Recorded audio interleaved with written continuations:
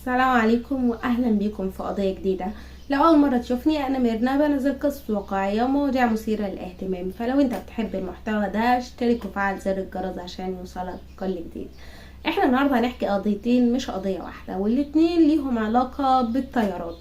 تخيل كده ان انت تركب طيارة، واساسا معظم الناس بيخافوا من ركوب الطيارات، يعني كتير مننا بيخاف من ركوب الطيارات وانا واحدة منهم.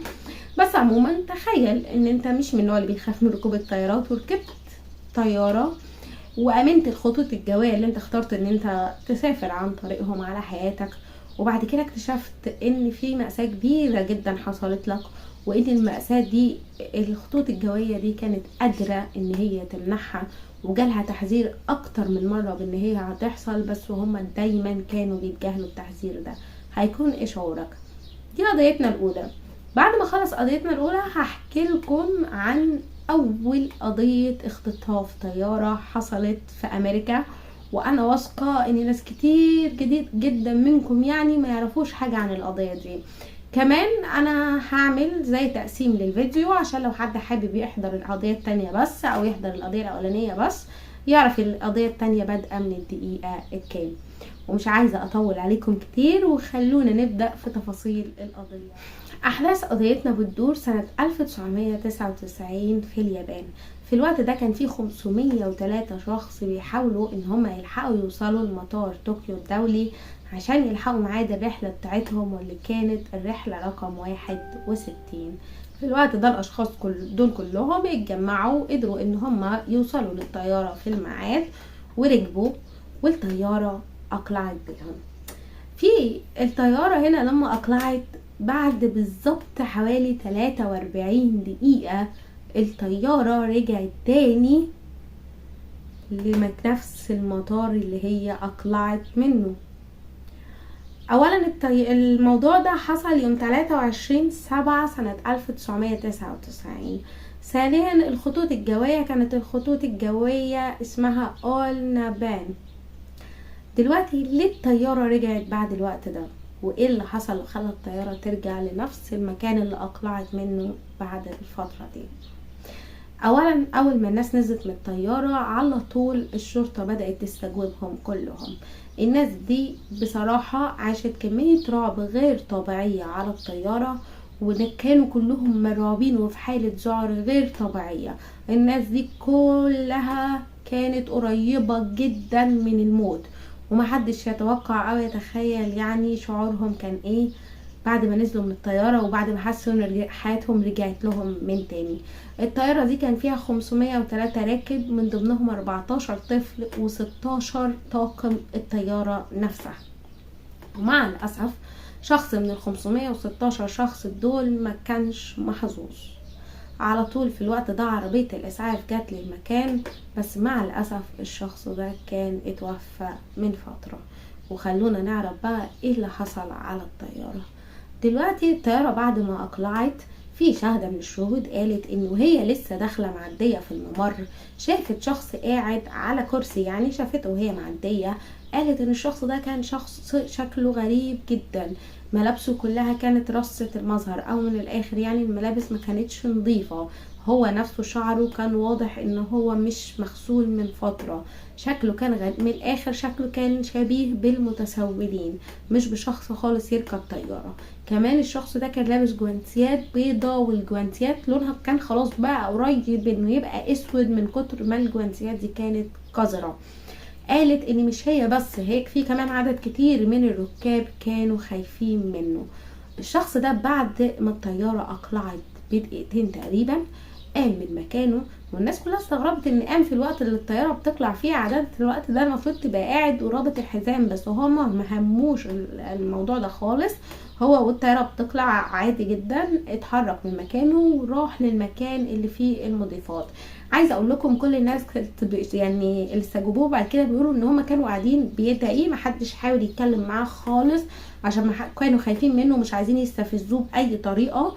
قالوا يمكن متضايق من الكرسي اللي قاعد عليه، يمكن عايز حاجه ياكلها، يمكن عايز حاجه يشربها، عشان كده رايح ناحيه المضيفات. فعلا الشخص ده راح ناحية المضيفة، بس الشخص ده لما راح عندها طلع سكينة من جيبه وحطها على طول في ظهر المضيفة. المضيفة في الوقت ده فضلت ماشية معاه لحد ما قال لها توديه لمقر القيادة بتاع الطيارة اللي هو بيبقى في اول الطيارة. اول ما راح هناك على طول لقى جوه مساعد الكابتن والكابتن. مساعد الكابتن كان اسمه كازوكي كوكا، وكازوكي كوكا مرضيش ابدا ان هو يستسلم بسهولة، وقاوم الراجل ده كتير، بس الراجل ده قدر ان هو يتغلب عليه وقدر انه يدفعه ويخرجه بره الكاميرا بتاعت القيادة عموما او غرفة القيادة، وقدر ان هو يفضل هو وكابتن الطيارة بس جوه غرفة القيادة. طبعا الناس الركاب بره كانوا سامعين صوت الصراخ والخناق اللي كان بيحصل بين كازوكي ده وبين الراجل ده، بس في نفس الوقت الناس فكروا ان هي مشادة كلامية عادية، متضايق من حاجة كده، مفكروش ابدا ان دي عملية اختطاف للطيارة.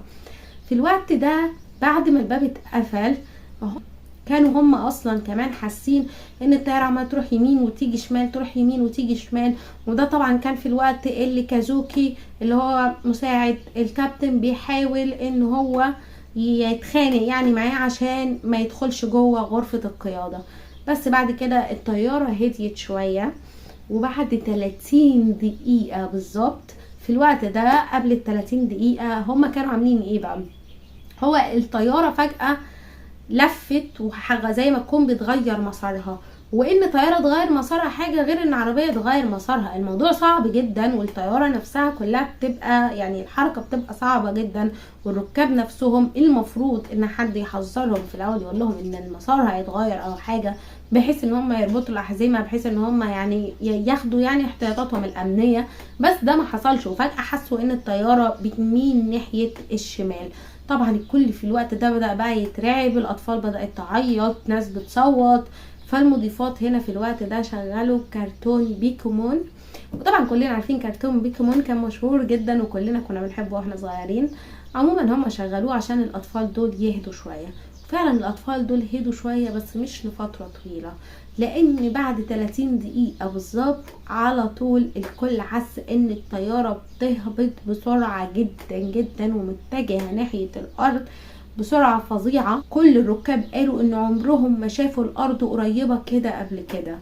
الطيارة كان بينها وبين الارض وان هي تنزل وتتحطم خلاص 1000 قدم، بس سبحان الله الطيارة فجأة هبطت بسلام في نفس المطار اللي اقلعت منه، وال516 شخص دول نزل منهم 515 شخص حي جسديا، بس نفسيا طبعا كلهم كانوا مرعوبين ومتدمرين، وفي شخص واحد بس مع الأسف كان اتوفى.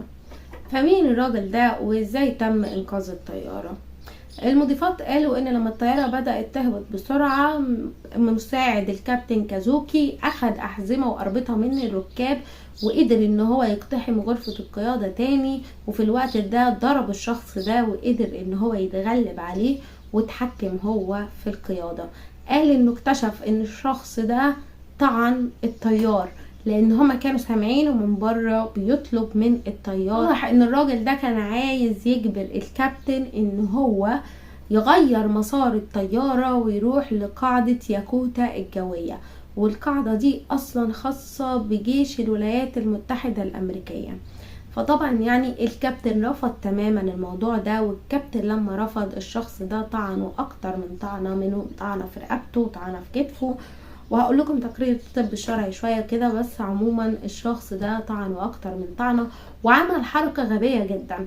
الشخص ده كمان قفل الطيار الآلي، يعني الطياره دلوقتي لازم حد يتحكم فيها، واتضح ان الشخص ده جاهل تماما في الطيارات، ما يعرفش اي حاجه، وعشان كده الطياره بدأت تهبط بسرعه وتخبط في الارض. وعشان كده كمان هو دخل في حالة رعب، وقدر كازوكي ان هو يتغلب عليه، وعلى طول بلغ الملاحة الجوية ان في مشكلة وان الطيارة عايزة ترجع تهبط تاني في المطار الاساسي، وان هم يحضروا سيارة اسعاف. والساعة 12:15 بالظبط كل الركاب كانوا نزلوا بامان، وزي ما قلت لكم بدأوا ان هم يستجوبوا فيهم. ده تقريبا كل اللي حصل على الطيارة. مع الأسف لما الأسعاف وصلت الكابتن كان مات، والكابتن كان عنده 51 سنة وكان اسمه نوايوكي ناجاشيما. في الوقت ده تقرير الطب الشرعي قالوا ان الطعن اكتر من طعنة، اغلب الطعنات كانت في رقبته وفي كتفه، وانه مات بسبب ان هو فقد كمية كبيرة جدا من الدم. دلوقتي احنا عايزين نعرف مين الراجل ده. اولا الراجل ده بيواجه حكم الاعدام على طول، لان هم عندهم قانون ان اي حد يعمل عملية اختطاف لطيارة او يقتل اي حد على متن الطيارة، سواء كان من الاستاف بتاع الطيارة او شخص راكب، على طول بيواجه حكم بالاعدام. فالشخص ده كان عارف كويس قوي ان هو هيواجه حكم بالاعدام، وبرضه طلع واختطف الطائرة. فكرة ان الشخص ده ممكن يكون له علاقة بجماعات ارهابية او الكلام ده كله كانوا شايلينها من دماغهم، لان عادة الجماعات الارهابية لما بتبعت شخص عشان يختطف طيارة، الشخص ده بيكون متمرس ومتمكن من عمله وعارف هو بيعمل ايه، مش عارف يسوق الطيارة. لو حاجة زي كده كان قتل الطيار، وكان هو يبقى عارف كويس يستعمل الطيارة ازاي، وكان لف بيها على طول وراح للمكان اللي هو قاصد يروح له. فالفكرة دي كانت متشالة خالص من تفكيرهم. كمان في نفس الوقت العملية الاختطاف دي كانت عملية الاختطاف الوحيدة اللي تمت لطيارة في اليابان من 30 سنة. بس عملية الاختطاف الوحيدة، يعني في عمليات اختطاف تمت، بس دي العملية الوحيدة اللي ادت لوفاة شخص ما. طبعا القوات الجوية والكل اهتم بعيلة قائد الطيارة ده، كلهم قدموا لهم مساعدات مالية وادوهم تعويضات كتير بسبب اللي حصل لقائد الطيارة عموما. بس كمان رئيس الوزراء بسرعة نزل قرار ان نظام الامن في المطار كله يتراجع من اول وجديد، وان هم لازم يعرفوا ازاي الشخص ده لقى ثغرة وقدر يدخل سكينة لجوه المطار. دي كانت حاجة غريبة جدا، ازاي قدر يدخل السكينة دي ويطلع بيها على الطيارة. فالدنيا بصراحة عندهم كانت مقلوبة بكل الاشكال، من في كل مكان، سواء مقلوبة على الامن، عيلة الشخص اللي توفى، سواء القوات الجوية كلها. عموما الناس بدأت مرعوبة. الناس كمان اخدوهم قعدوهم في فنادق، لان الناس دي ما كانش عندها مقدرة خالص ان هي تركب رحلة تانية عشان يروحوا لبيوتهم، يركبوا طيارة تانية. كانوا مرعوبين جدا، فحجزوا لكل 503 شخص دول اوض عشان يقعدوا فيها. يعني كانت الدنيا في الوقت ده حالة طارئة بشكل غير طبيعي في مطار اليابان، والكل كان عايز يعرف مين الراجل اللي اتجرأ وعمل حاجة زي كده. في الوقت ده بدأوا يراجعوا كاميرات المراقبة، واكتشفوا ان الراجل ده كان لسه نازل من رحلة تانية، والرحلة دي كان مسجل فيها باسم مستعار تقريبا، وبرضه معرفش عمل كده ازاي، بس عموما كان راكبها باسم مستعار ونزل من الطيارة دي وركب على طول الرحلة 61. الله اعلم هو بقى كان ناوي يخطف الطيارة الاولانية ولا كان ناوي يخطف الطيارة التانية. في الوقت ده هم ما كانوش فاهمين هو ليه نزل من طيارة ركب طيارة تانية. الشخص ده كان عنده 28 سنة وكان اسمه يوشي. الشخص ده كان عنده 28 سنة وكان اسمه يوجي نيشيزاوا. والشخص ده اول ما عرف ان هو بيواجه حكم بالاعدام على طول بدأ يتكلم. قال ان هو بقاله شهور وشهور وشهور عمال يبعت رسائل لامن المطار، للقوات الجوية، للصحف، لوزارة النقل، بعت لهم رسائل كتير جدا. قال لهم انه اكتشف ثغرة امنية في الامن عندهم، وان اي حد يقدر ان هو يدخل سلاح للمطار. والرسائل دي وصلت لاكتر من شخص وكلهم كانوا بيتجاهلوه. كمان بدأ يبعت لهم رسائل يقول لهم يوظفوا ان هم يعني يوظفوه في امن المطار، وان هو هيقدر، هو قادر يحل كل الثغرات دي، بس ما حدش كان بيرد عليه. الشخص ده من زمان وهو مشهور بالطيران، بالمطارات، بالطيارات، كان حلم عمره اصلا ان هو يطير طيارة. بس طبعا في ارض الواقع هو ما كانش كده، هو كان شخص متخرج من الجامعة وما بيشتغلش، فكان قاعد بس مركز مع الشغف بتاعه ان هو يتفرج على المطارات وعلى الطيران. وبالصدفة اكتشف الثغرة دي وكان بيطلب منهم بس ان هم يوظفوه. الرد الوحيد اللي جاله في وسط كل الرسائل اللي هو بعتها دي كانت مكالمة تليفونية واحدة، قالوا له شكرا على رسائلك وقفلوا معاه، انما طلبوا بان هو يتوظف ما تنفذ. فالشخص ده حط خطة في دماغه ان هو يعمل ايه بقى، يوريهم بنفسهم انه فعلا في حد يقدر يدخل اي سلاح هو عايزه للمطار وان محدش هيقدر يكتشفه. الفكرة بتاعته او الثغرة بتاعته كانت ايه؟ حاولوا تخلوا صدركم راحب معايا شوية عشان تفهموني. هو الفكرة بتاعته كان ان هو يركب طيارة من طوكيو يسافر بيها لمكان تاني، وبعد كده يرجع من المكان التاني ده على طوكيو تاني، كل ده والشنطة بتاعته فيها السكينة. هو مفيش مشكلة ان انت يبقى معاك ادوات حادة في الشنطة وقتها، عندهم ان يبقى معاك ادوات حادة في الشنطة طالما الشنطة هتتحط في مكان الشنط وهتستلمها بس وانت خارج، دي كانت بالنسبة لهم حاجة عادية. فالشنط كانت بتعدي وبتتفتش وخلاص بتتاخد للمكان اللي المفروض الشنط هتتحط فيه.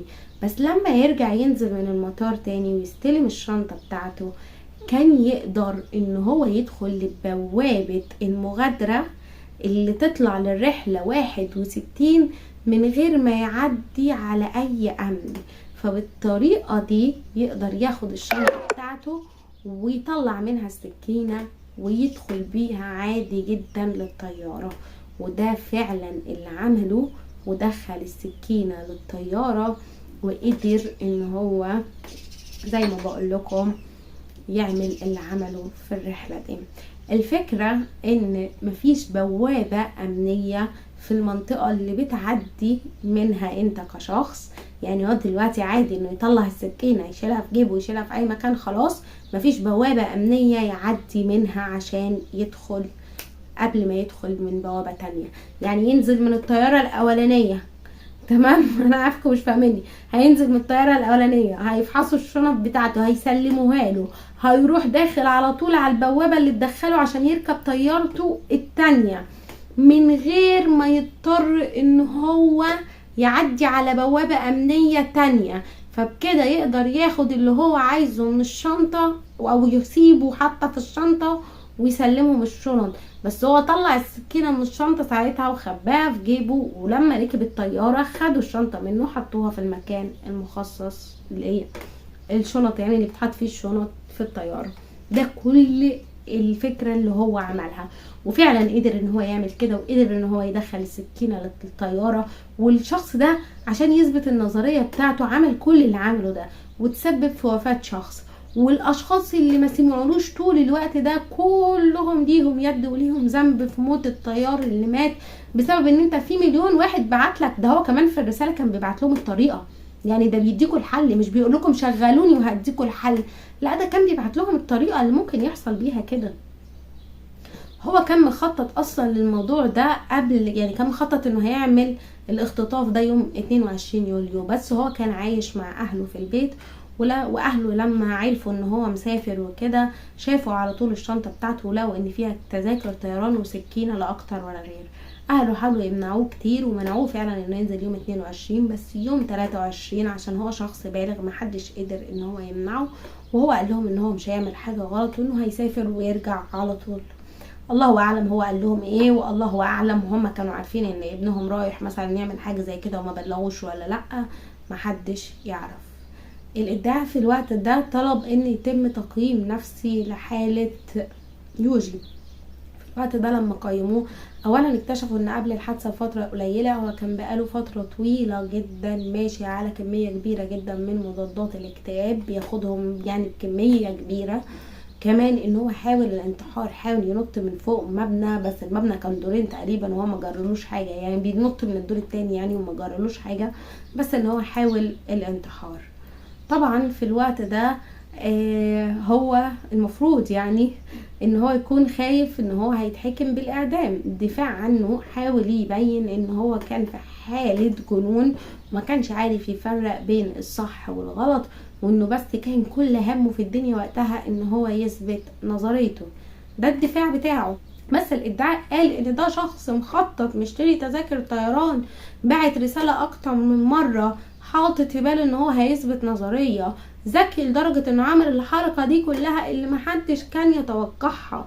لان برضو خلينا واقعيين، امن المطار ما يتوقعش ان حد هينزل من طيارة ويروح داخل على طيارة تانية على طول، وانه في الوقت ده هيطلع سكينة ويشيلها. يعني برضو الموضوع كان صعب ان حد يفكر فيه الا لو هو اصلا تفكيره اجرامي. يعني بصراحة انا مش عارفة الادعاء برضو يعني قال النظرية دي، بس في النهاية كمان قيموه تاني وعرفوا ان هو اصلا عنده حاجة في بدايات مرض التوحد، يعني حالة اسمها حالة اسبرجر. الحالة دي بتبقى اللي هو مش متوحد، مش شخص متوحد، بس عنده علامات تعتبر من علامات مرض التوحد.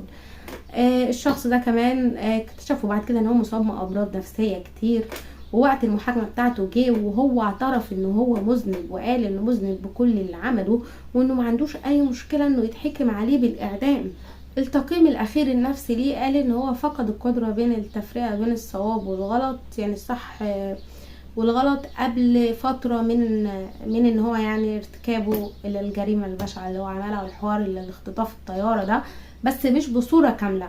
يعني كان لسه عنده وعي، لسه ما اتجننش بصورة كاملة، يعني ده معنى كلامهم.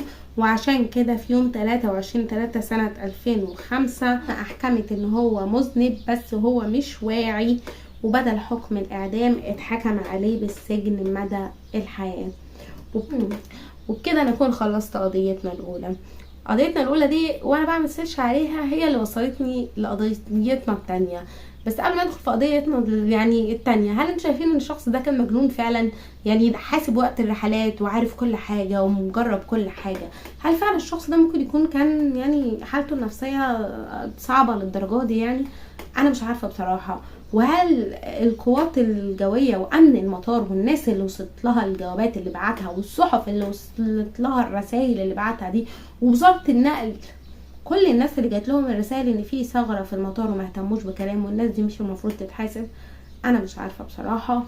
وانا بدور بقى على القضية دي لقيت قضية، هي قضية اول اختطاف طيارة تم في الولايات المتحدة الامريكية.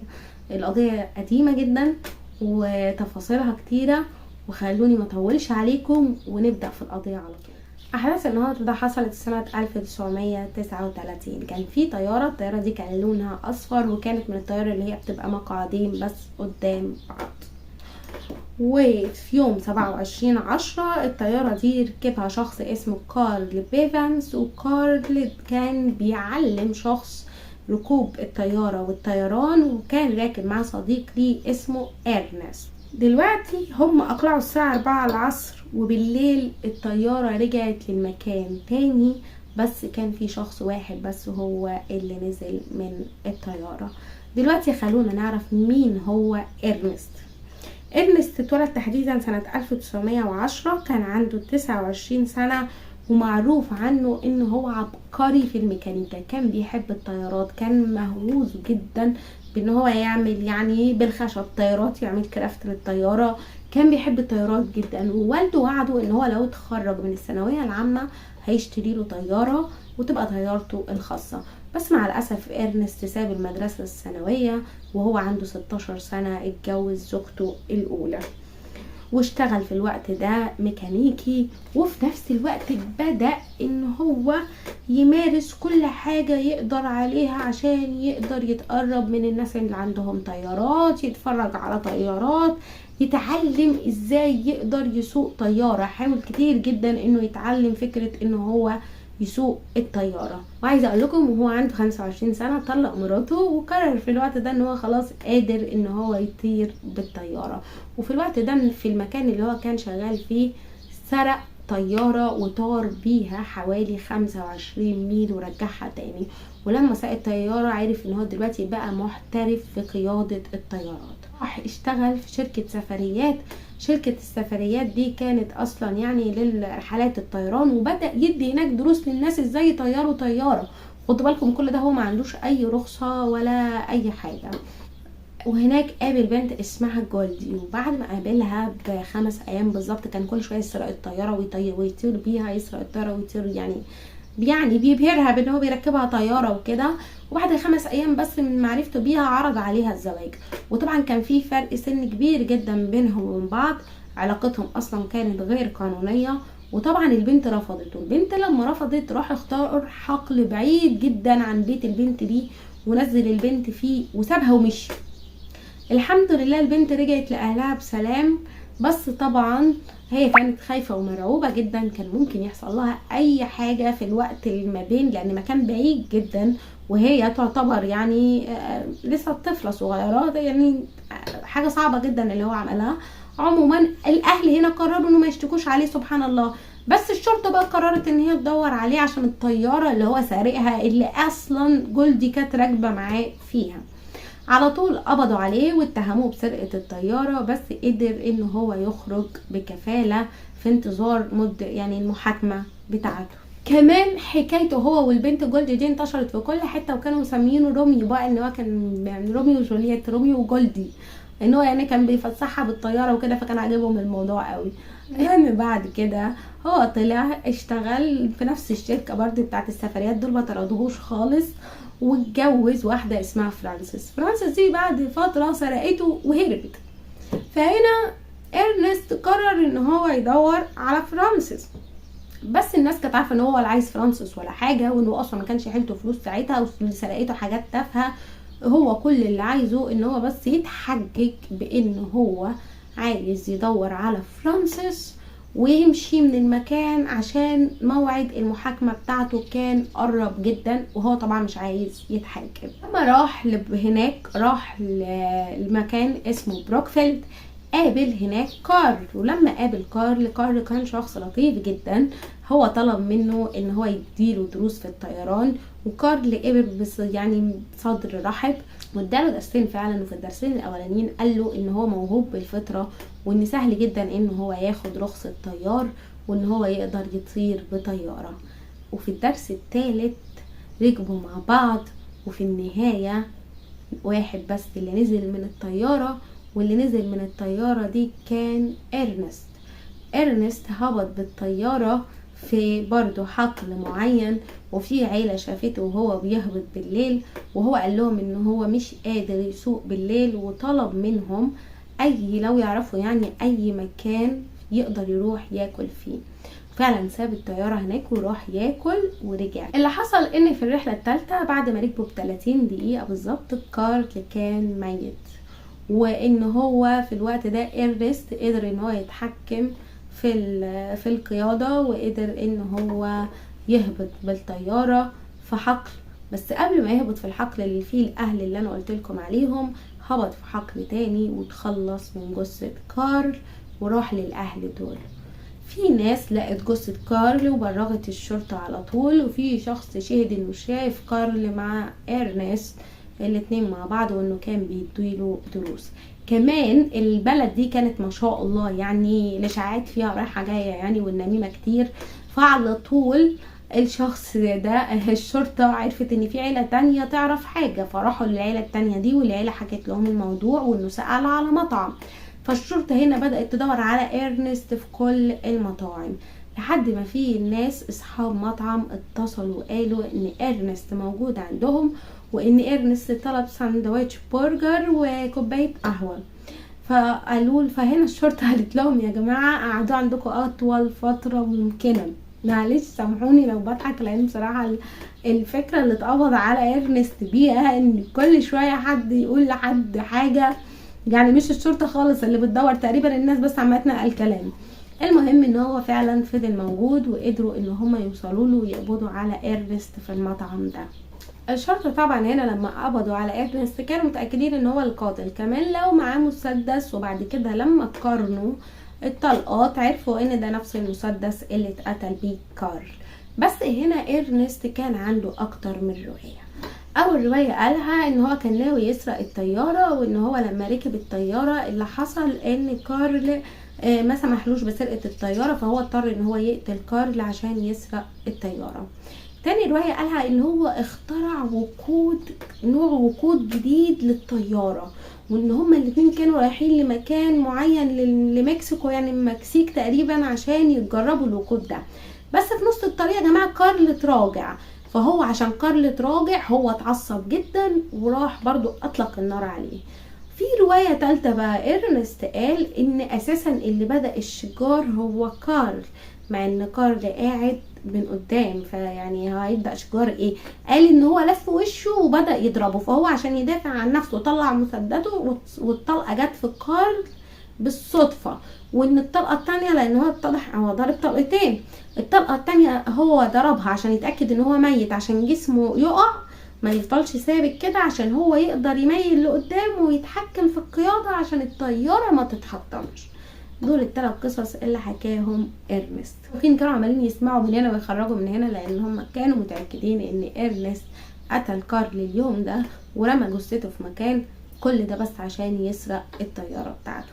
ارنست كمان كان قال لهم ان هو قبل ما يفكر يروح عن الحقل بتاع العيلة دي كان راح قدام الحقل بتاع عيلته، بس هو عشان عنده مشاكل مع عيلته مرضوش ان هو يعني ايه يعرفهم ان هو معاه طيارة وكده. هو تقريبا كان رايح يفرجهم الطيارة اللي هو سرقها، بس هو تقريبا رجع في كلامه وراح للمكان التاني ده عند العيلة دي. ارنست اعترف ان هو مذنب بالقتل وبكل الجرائم اللي هو عملها، بس زوجة كارل المفروض ان هو كانت حكم عليه بالاعدام. زوجة كارل قالت ان هي عايزاه يتعفن في السجن وانه يعيش طول عمره، بدل ما كان بيحلم ان هو يطير في السماء يفضل طول عمره محبوس في الارض مش قادر حتى يتنفس هواء، يعني هواء نقي وكده. وعشان كده المحكمة حكمت عليه بالسجن مدى الحياة بدون قابلية اطلاق السراح المشروط. بس في مصيبة هنا حصلت، اتضح ان الشخص ده خرج بعد 20 سنة بس. ازاي يخرج بعد 20 سنة وهو محكوم عليه بدون قابلية اطلاق السراح المشروط؟ ده واحد كان هيتعدم. في احتمال، في ناس كتير جدا قالت ان احتمال ان السجون كانت مزدحمة كتير وقتها، فاكتر ناس اتسجنوا يعني مدة كانوا بيطلعوهم. يعني انا مش عارفة بصراحة ازاي خرجوه من السجن، بس هو خرج واتجوز وبقى عنده 16 حفيد وكمل وعاش حياته عادي، متجوز واحدة تانية ومفيش اي حاجة. وكارل اللي مات ده والله اعلم زوجة كارل لما عرفت حاجة زي كده ان هو فعلا خرج بعد 20 سنة يمكن كانت تتمنى انها سابتهم يعدموه اصلا في الاول. كده انا اكون خلصت قضية النهاردة. اتمنى ان انتوا تقولوا لي رايكم في الكومنتات في القضية الاولى وفي القضية التانية، ولو انت كملت معايا الفيديو للاخر بجد انا بحبكم جدا. ما تنسوش تتابعوني على الانستجرام وفكروا في موضوع القضايا اللي قلت لكم عليه. لو حد حصلت جريمة قريب منه يا ريت يبعت لي في الدايركت مسج في الانستا، وانا ان شاء الله هجمع كل قضاياكم وهحكيها. بس يا رب ان شاء الله الحاجات اللي هتحكوها ما تكونش تخصكم انتوا، يعني بعد الشر علينا كلنا من الحاجات دي، بس كلنا بنسمع عن حاجات وحشة كتير، وفي ناس كتير جدا قضاياها مع الاسف ما بتتنشرش وما بتتسمعش. بس يا ريت ما حدش يبعت لي عن قضايا مشهورة يعني مصر قضية رأي عام عموما، قضية فيها شو كتير. انا ما بحبش كده عشان مش حابة ان حد يقول ان انا بتربح على احزان الناس دي. بس في ناس تانية مع الاسف حصل لها جرائم كتير والجرائم دي محدش بيتكلم عنها، وانا اتمنى ان انتوا تحكولي لو حصلت حوادث او جرائم زي كده قريبة منكم، ابعتولي وان شاء الله هعمل حلقة كاملة وهنزل فيها كل الجرائم اللي كل المتابعين بعتوها مع بعض. لو الفكرة عجبتكم قولولي، ما عجبتكمش برضه قولولي في الكومنتات، وممكن عادي يعني نتراجع عنها. انا هعمل زي استفتاء في المنتدى وهشوف رأيكم ايه. وبكده اكون خلصت قضية النهاردة. ما تنسوش اللايك واشوفكم في قضية جديدة. سلام.